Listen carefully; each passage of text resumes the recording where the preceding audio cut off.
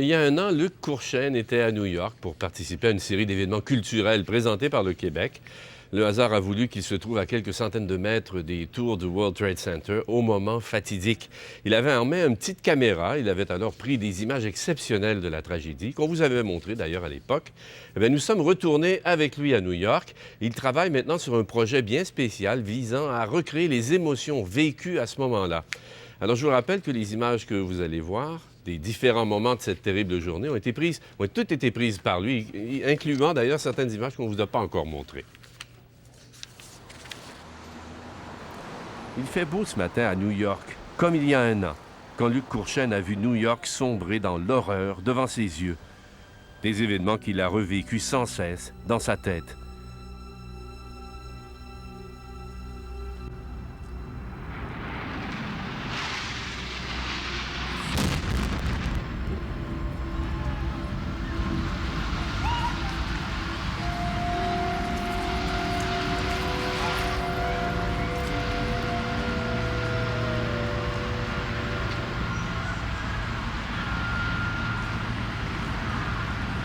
Sac! As-tu vu ça? Voyons non! On rêve-tu ou quoi?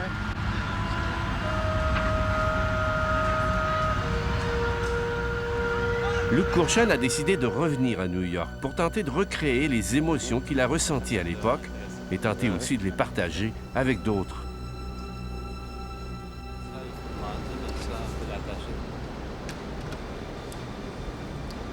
Son outil, c'est une caméra bien spéciale qui prend des images panoramiques de 360 degrés.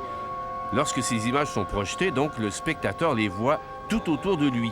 Il est baigné dans l'atmosphère qu'a voulu reproduire Luc Courchaine. Pour moi, c'était comme un réflexe, en fait, d'essayer d'assimiler ça puis de lui donner une forme. Mais ce que je suis en train de faire ici, c'est une évocation de ce que j'ai pu ressentir ce jour-là. C'est pas littéralement lié à ce que j'ai vu, etc. C'est plutôt comme on disait tout à l'heure, l'espèce de sensation étrange d'être à la fois dans un lieu aussi serein, dans une situation aussi critique. Alors, quand j'ai entendu une musique que Raymond Gervais, un ami de Montréal qui est musicien, m'a fait entendre, c'est une œuvre de Charles Ives, un compositeur américain du début du siècle. J'ai ressenti, en écoutant cette musique-là, exactement ce que j'avais vécu ici, puis c'était 2 ou 3 semaines plus tard. Alors, en réfléchissant à ça, j'ai cherché à trouver les images qui pourraient aller avec cette musique, et ça va être une installation toute simple. Ça va être une espèce de salle ronde dans laquelle on entre. On va voir des images de Battery Park City aujourd'hui. Des images donc de cet îlot tranquille à New York en plein soleil aujourd'hui pour évoquer l'expérience vécue il y a un an. Tout le monde au monde qui vont reconnaître ce lieu-là vont se souvenir du 11 septembre et vont, interpréter ça à leur façon. Mais je trouve que la musique d'Ives sur ces images-là, avec en fond de scène les événements du 11 septembre, ça devrait donner quelque chose d'intéressant. On va voir, c'est une expérience.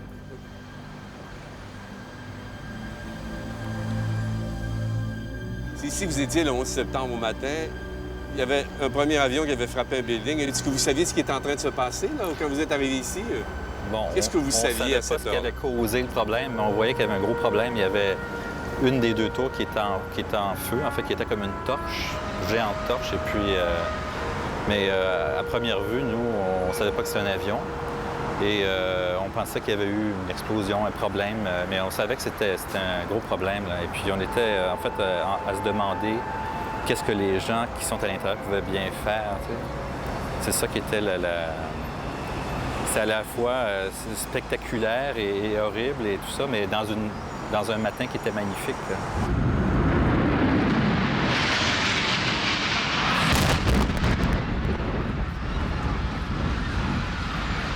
Puis en fait, moi, l'explosion, je ne l'ai pas vue. Je l'ai vue sur ma bande, mais dans mon expérience du moment, là, j'avais tellement d'informations à assimiler là, que rendu à l'explosion, là, j'avais un gros backlog, comme on dit, j'étais en retard. Donc, j'ai vu l'avion disparaître. Puis pour moi, ça s'est arrêté là. Puis là, après ça, parce qu'il y a d'autres gens autour qui se sont mis à réagir, là, on s'est rendu compte que c'était un attentat, c'était pas un accident. Did you see the second one? Yeah. You saw it? And he definitely intentionally flew right into the building? It's terrorists? Yeah, definitely. Like le premier, c'était ça aussi. He hit right the building, so they hit both buildings. Et là, ça devient vraiment terrible. Là, ça devient vraiment terrible. Puis là, on se dit, OK, moi, je suis là, il y a ma famille à Montréal qui voit certainement ça à la télé. Je veux les rassurer. Donc, c'est là que je suis allé appeler. C'est pendant que j'appelais que ça s'est effondré, au fond. Dans les heures qui suivaient l'attaque contre le cœur de New York, pour bien des New-Yorkais, tout ce qui restait de ces tours, c'était une poussière étouffante. À un moment donné, on a senti le sol trembler, qu'est-ce qui a manqué. Puis en arrivant dehors, c'était noir comme la nuit. Et c'est là qu'on a su qu'il s'était passé quelque chose. C'était surréaliste. Puis on était, comment dire, à un moment donné, j'ai dit, on était comme des morts vivants, au fond. C'est-à-dire qu'on s'était dit, bon, là, vraiment, ça pourra jamais être pire que ça, là. On était un peu comme dans des limbes, un peu. On était des survivants de quelque chose, même si on n'avait jamais été menacés physiquement comme tel. Mais on sentait qu'on était vraiment très, très proche d'un drame énorme et que nous, on était toujours vivants. Puis on prenait des décisions au fur et à mesure que ça se présentait, dans un très, très grand calme et une certaine sérénité, je dirais. Nous et tous les autres qui étaient autour de nous.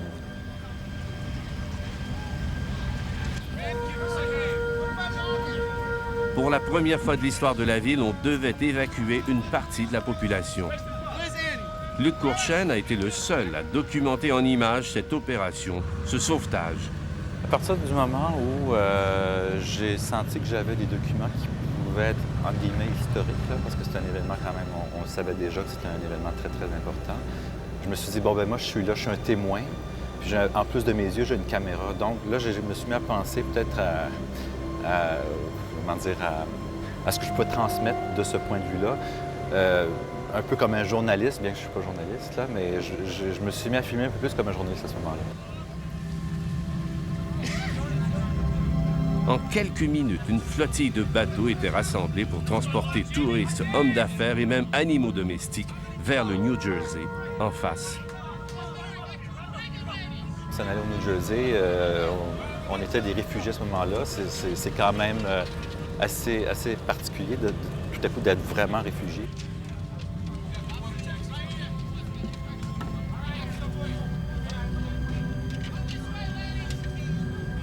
Tout ce monde découvrait pour la première fois la nouvelle silhouette de Manhattan, sans les tours jumelles. Luc Courchaine espère que par son art, il arrivera à faire vivre à d'autres un peu de toutes ces émotions qu'il ressent encore aujourd'hui. Là, maintenant que tout s'est dissipé, qu'on voit que la vie est revenue à New York, les gens se sont remis à vivre, remis à avoir du plaisir. New York est redevenu New York. Je pense que le meilleur antidote, c'est de revenir à New York si on a des problèmes, puis de voir que la vie a repris. Mais les tours sont plus là. Mais en même temps, la ville, elle est toujours là. Les gens sont toujours là avec la même âme, le même cœur et puis la même énergie.